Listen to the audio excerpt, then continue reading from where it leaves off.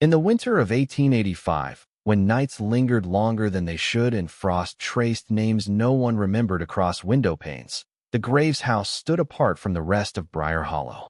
It was not larger, nor older, nor more ruined than its neighbors. Yet people slowed their steps when passing it, as if the ground itself urged caution. Inside that house lived Elias Graves, 11 years old, thin as a candlewick, with a habit of listening too closely to quiet things. In the winter of 1885, Briar Hollow was a town that trusted routine more than truth, and so it took several nights before anyone admitted something was wrong.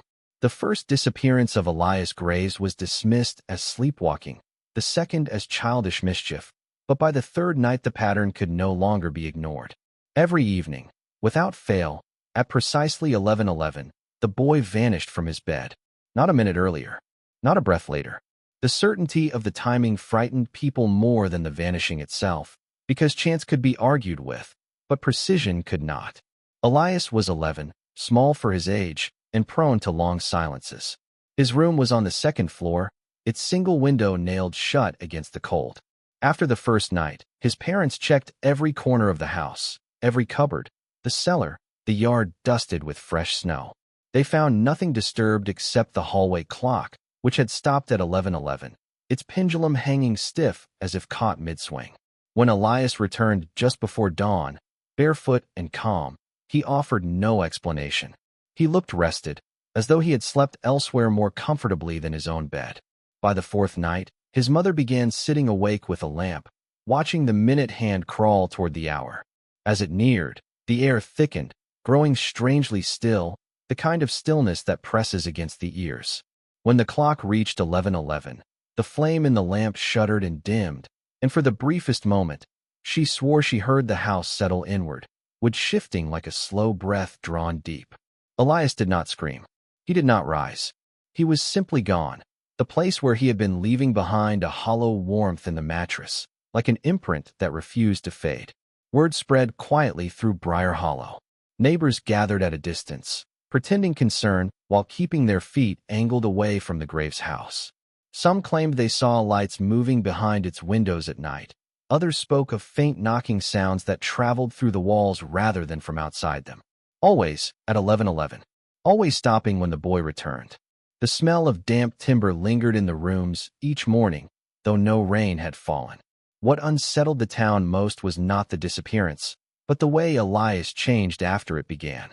His eyes carried a patient knowing that did not belong to a child, and when asked where he went, he would only say that the house showed him things it did not show others, and that it had been waiting a very long time to be heard, and that when the hour came and the clock obeyed, the walls opened just enough to let him pass, and somewhere beyond the rooms his parents knew, there were corridors that did not end where they should, stairways descending into places that remembered every footstep ever taken, and doors that closed softly behind him as if afraid to wake what slept deeper still. As the nights continued, Elias began to speak, but only when the house was quiet enough to listen with him.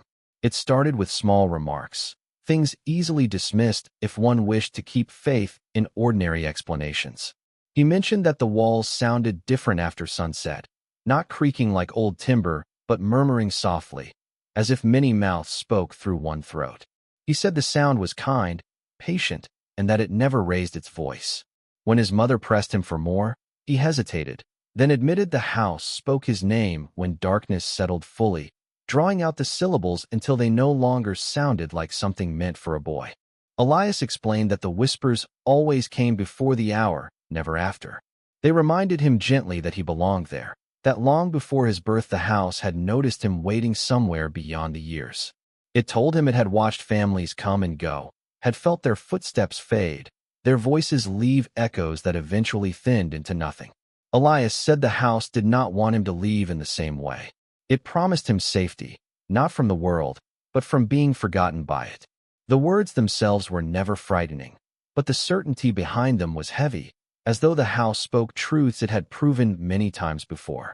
His parents tried to interrupt these confessions with prayers and stern warnings, but Elias only shook his head. He said the house disliked being ignored. On nights when they refused to listen, the whispers grew closer, sliding through door frames and along the seams of the ceiling, tracing the shape of rooms with unseen fingers. Elias claimed the house did not threaten, it persuaded, reminding him of how cold the outside world was, how easily people vanished without leaving marks. He said the house knew his fears before he named them, knew the exact moment his father's footsteps would falter on the stairs, knew how his mother's breath caught when the clock ticked too loudly. Most unsettling of all was Elias's calm when he spoke of obedience. He said the house never forced him to leave his bed, never dragged him through hidden spaces. It only waited until the clock reached 11:11, until time itself paused long enough for choice to feel meaningless. At that moment, the house would ask if he was ready, and Elias always answered yes, because refusing felt like denying something that had already happened. He told them that listening made the house warmer, quieter, less hungry in its waiting, and that each night he returned, the whispers thanked him for remembering it when everyone else had forgotten, and promised that one day it would show him why it had chosen him, and why the hour mattered, and why some houses were not built to shelter the living but to teach them how to stay still long enough to be kept by the sixth night. Fear hardened into action. Elias's parents no longer trusted sleep or prayer to keep their son where he belonged. His father dragged a heavy wardrobe across the bedroom door, wedging it tight so the frame groaned under the strain. Nails were driven into the window sash until the glass rattled uselessly against immovable wood. A rope was tied around Elias's waist as he lay down, the other end secured to the bedpost with a sailor's knot his father had learned long before settling in Briar Hollow. They did not explain these measures to the boy. Elias only watched with a distant politeness, as though indulging rituals meant to comfort the living. As the house grew dark, the familiar tension returned. The air thickened, pressing against skin and breath alike. The hallway clock ticked loudly, each second landing like a measured step approaching from far away. Elias's mother sat beside the bed, her hand wrapped tightly around his wrist, feeling his pulse flutter beneath her fingers. When the minute hand reached its mark, the sound stopped.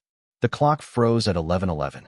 The rope slackened suddenly, not snapped or cut, but loosened, as if it had never been tied at all. The wardrobe shuddered once, then settled back into place. Elias was gone. There was no sound of movement, no rush of wind, no sign of struggle.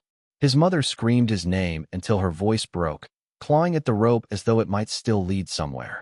His father tore the wardrobe aside, splintering wood and skin, only to find the door untouched, the nails unmoved. The bed was empty, still warm, the sheets lying smooth as if a body had simply forgotten to remain inside them. When Elias returned at dawn, he carried the same quiet as always, but something else clung to him now, something heavier. His eyes seemed deeper set, shadows pooling beneath them as though he had not slept at all, yet his posture was relaxed, unafraid. When asked how he had escaped, he looked at the rope on the bed and smiled faintly. He said the house did not care for barriers. He said locks were only ideas people shared to feel less alone at night. After that, nothing held. They tried iron chains, holy symbols nailed above the door, salt scattered in careful lines across the threshold. Each night, the preparations remained exactly as they had been left, untouched and useless, while Elias vanished with the same unerring precision. Each morning, he returned changed in ways no one could name, but everyone could feel. His voice grew softer, his movements slower, as though he were learning to match the pace of something much older than the town itself. Neighbors stopped offering advice. The preacher avoided the house altogether.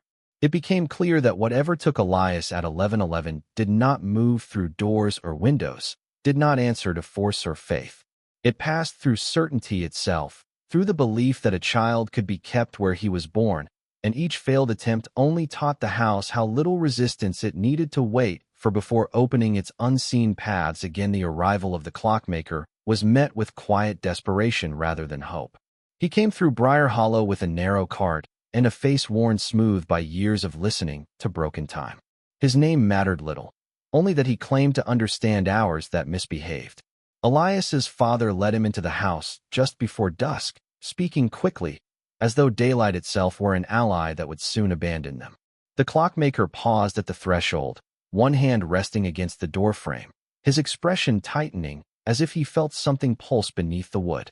He examined the hallway clock first, opening its case with careful fingers. Inside, The gears were clean, well-oiled, unbroken.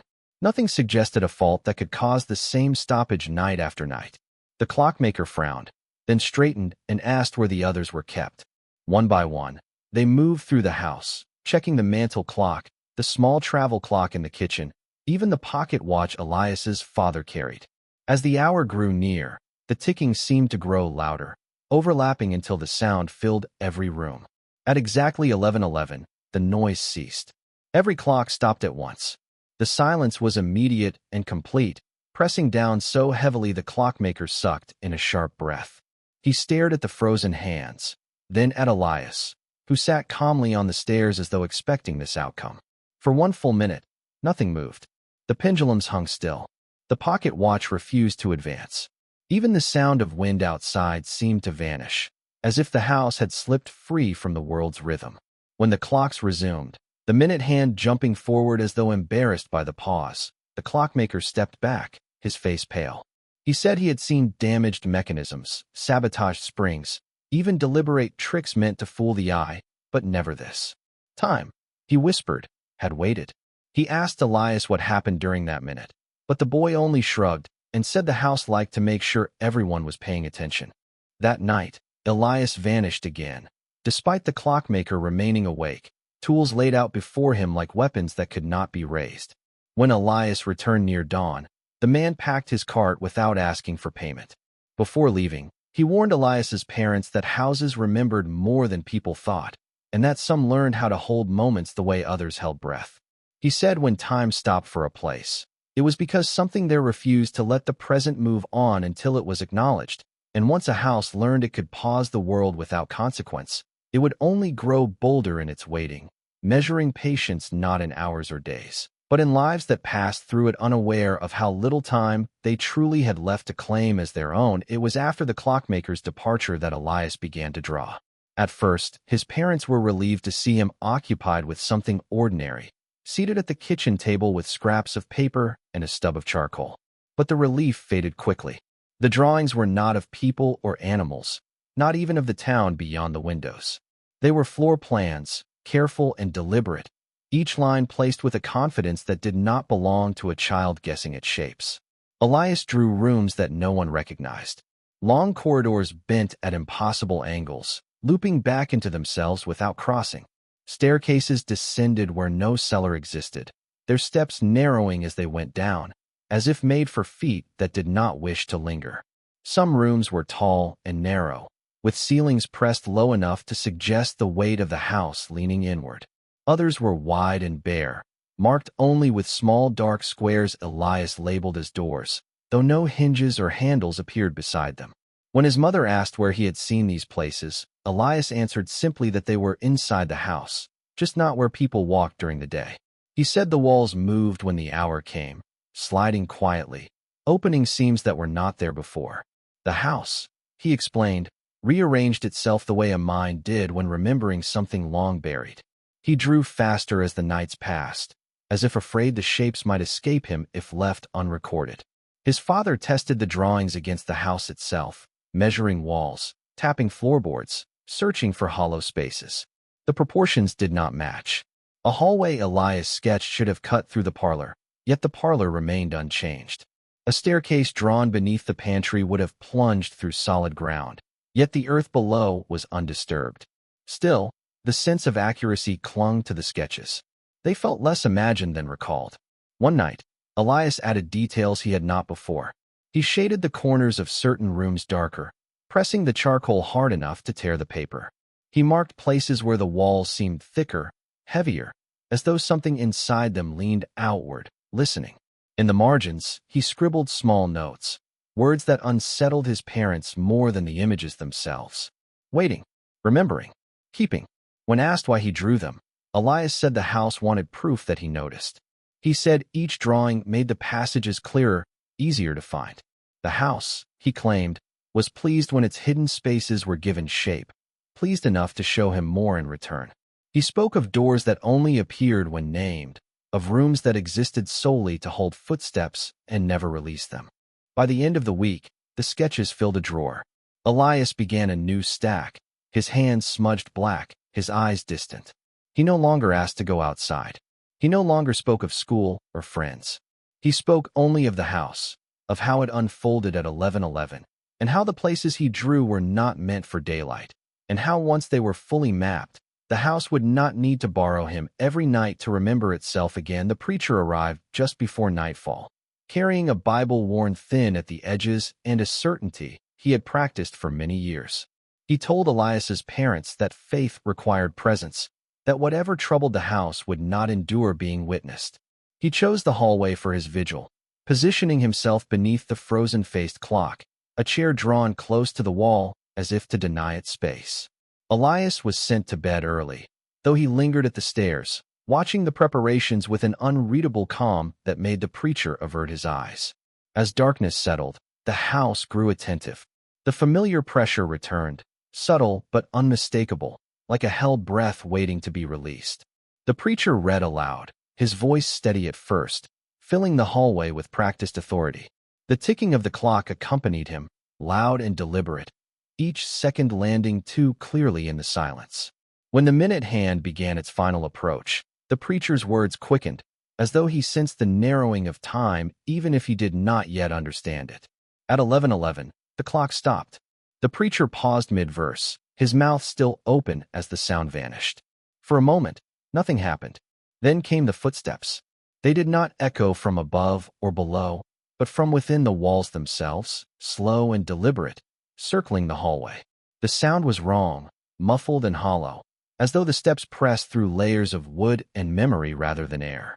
They moved steadily, pacing him, stopping whenever he shifted in his chair, resuming when he stilled. The preacher rose, placing a hand against the wall. The footsteps halted instantly, as if listening. When he pulled his hand away, they continued, closer now, tracing the length of the hallway with patient intent. He began to pray again, louder this time, but the words seemed to sink into the walls and disappear, absorbed without resistance. The footsteps did not hurry. They did not retreat. They simply waited, keeping time with a rhythm older than the clock above his head. From upstairs came the faint sound of a door opening. The footsteps stopped. The preacher turned just as Elias descended the stairs, his movements unhurried, his face calm. The moment the boy's bare feet touched the hallway floor, the pressure eased. The walls settled. The clock shuddered and resumed its ticking, jumping forward as though eager to pretend nothing had happened. Elias looked at the preacher and said softly that the house did not like strangers listening too closely, that it preferred to be heard by those it already knew. The preacher left before dawn, his Bible held tight against his chest, refusing to look back at the house. By morning, word spread that he would not return. He told others that the footsteps were not chasing or guarding, but circling, and that they only stopped when Elias was where the house wanted him to be, as though his presence completed something unfinished and kept whatever walked inside the walls from needing to wander any longer. Elias changed the way one might notice a season changing too late to stop it. His parents realized it in the pauses between his words, in how he listened more than he spoke, as though waiting for permission to respond from something that stood just out of sight.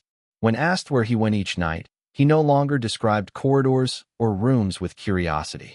Instead, he spoke with the certainty of someone repeating instructions already learned. The house, he said, was no longer taking him. It had finished with that. Now it was teaching him how to stay. He explained that the disappearances had been lessons, not journeys. Each night had shown him how the house folded itself, how walls remembered where they had once been, how time softened when pressed patiently enough. The house no longer needed to open fully for him. It showed him how to remain within it, even while standing in plain view. Elias said staying did not mean never leaving a room, but learning how to belong to the spaces between moments, the quiet pauses people never noticed when clocks blinked or shadows shifted. His parents watched helplessly as Elias began anticipating the house's movements. He would step aside before a floorboard groaned, pause before a draft slipped through a seam no one else could feel. At 11:11, he no longer vanished. Instead, he would grow still, his gaze unfocused, his breathing shallow, as if listening inward rather than outward. The house no longer needed to hide him because he had learned how to be present in the way it required. Present enough to quiet the pressure in the walls, present enough to stop the unseen footsteps from wandering. Elias said the house was tired of calling people who never listened. It needed someone who could remember it properly, who could keep its passages aligned and its hunger measured. He spoke of former occupants as though reading names from a ledger, people who had passed through unaware, leaving fragments behind that cluttered the walls and made the house restless. Elias said that was why it had taken him at first, to teach him what others had refused to learn. His mother begged him to stop listening. His father demanded he speak of anything else. Elias only looked at them with quiet sympathy. He said leaving would undo what had been set in place. He said the house had chosen him not because he was weak, but because he noticed when silence meant something. He said he was learning how to keep the house calm, how to keep its doors from opening too wide, how to keep others from being called the way he had been. By the final week, Elias slept through the night without vanishing, but the house did not relax. The walls leaned closer. The clock lingered at 11:11 longer than before. Elias stood beneath it each night, listening with his head tilted slightly, his expression peaceful and resolved, as though waiting for a signal only he could hear, knowing that staying no longer required movement. Only consent. The final night came like a hush over Briar Hollow, as if the town itself had been holding its breath for weeks. The house seemed to swell with expectation, every corner sharper, every shadow more deliberate. Elias stood in the hallway, feet bare, eyes steady on the clock whose hands lingered stubbornly at 11:11. The air smelled of cold timber and dust, and beneath it, a faint undertone like earth pressed against stone. The house had not spoken, but its presence pressed heavily on his senses, as though it had grown taller while he watched. As the minute approached its apex, something shifted. Doors across the house creaked, sliding open just enough to reveal darkness that did not belong to the rooms they led from. The hallway stretched impossibly long, the ceiling narrowing and rising all at once, and the walls seemed to ripple like fabric caught in a breeze. Elias did not flinch.